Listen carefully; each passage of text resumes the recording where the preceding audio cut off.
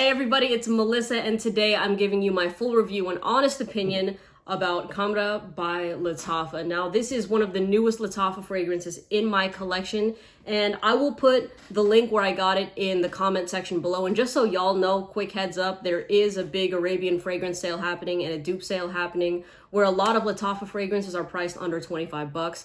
And the other Middle Eastern fragrances I saw were under 60. There was probably one that I saw that was around the $70 range, but in case you guys want to check that out, I'll put that in the comment section as well. And there should be an automatic discount code or coupon code applied if you went through that link. But full disclosure, that is an affiliate link, so please buy where you feel the most comfortable, okay? So Khamrah is supposed to be a dupe of Angel Share. That's what I initially thought, because look at the bottle. And then Google the Angel Share bottle and you'll notice, okay, they basically took that bottle design and turned it into a block or a square, cube, whatever, right? But when I tried this on my skin, it didn't smell like Angel Share. In fact, it smelled more like Herod by Parfums de Marly. And if you saw my initial video where I did the unboxing, it smelled like cherry tobacco on my skin. That's the first thing I said. And interestingly enough, I don't think there's actually any cherry or tobacco notes listed in this fragrance. But that's the way it came across on my skin. Now, I can understand that maybe the comparisons with Angel Share, besides the obvious bottle here, came from the fact that the notes are probably similar when you look after and you're like, okay, what is this fragrance comprised of, right? I saw that there's some cinnamon in the scent, which was not detectable at all to my nose, again, on my skin. But I did notice as it started to dry down that there was some, of course, vanilla to kind of enhance it with some sweetness, and there was some tonka bean. And tonka bean to me has never been one of my favorite notes. If you've never smelled that before, it kind of goes a little bit powdery. So this is where I would say I would just give some caution, is because this fragrance can quickly turn into one of those candly scents for a lot of people, right? If you are somebody that, you know, whenever you try to smell a sweet scent and then it kind of goes a little bit into candle thick territory to you, then you're not going to enjoy this fragrance. But to me, I do think that Khamrah is blind buy worthy. I actually blind bought this fragrance. And for me, the reason I say it's blind buy worthy is, for one, was a cheap scent, right? A lot of people are not going to get buyer's remorse off a $30 fragrance. And like I said in my previous videos, before I started creating content, I was already the blind buy type of person where I'm like, okay, I don't want to get, why would I buy a sample if I end up liking this fragrance? And even if I did not really thoroughly enjoy the fragrance I blind bought,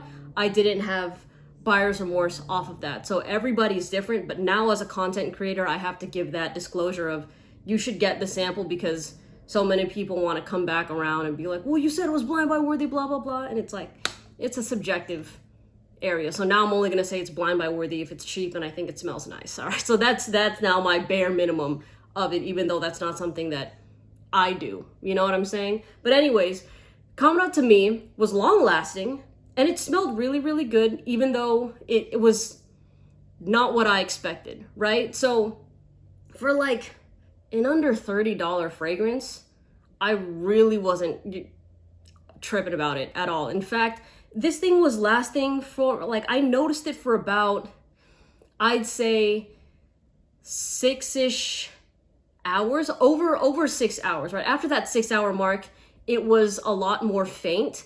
But during those initial 6 hours, I was not going nose blind to the scent. It was constantly there in my scent bubble. And you guys saw the spray that I did on myself when I wore this. That wasn't even the full amount, right? So me saying 6 hours is a very conservative number, because I know if you were to give this a full wear, then it's absolutely gonna blast past 6 hours, probably blast past 8 hours, right? Depending on how heavy of a sprayer you are.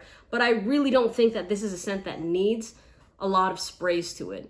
I think that, especially with these stronger ones that have that enticing, sort of seductive allure to them, if they're too loud and too obnoxious, it takes away the sensuality of the fragrance and it comes across too desperate for attention, right? So there's a certain balance. And again, this is me personally speaking, that comes with wearing a fragrance where, yes, you want to smell good, but you don't want to smell like, hey, everybody, do you think I smell good? Because then it just kind of comes across as lame. That's just my opinion with it. But anything else of note with this fragrance, I'd say wear it at nighttime or cold weather, like winter, fall.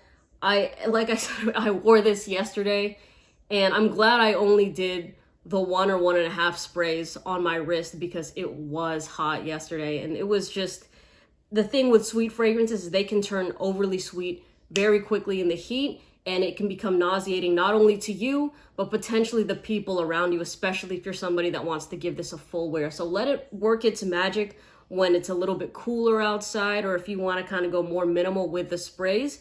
But for what it's worth, I do think that this fragrance is worth it just to try. I mean, if you want to sample it first, you can sample it.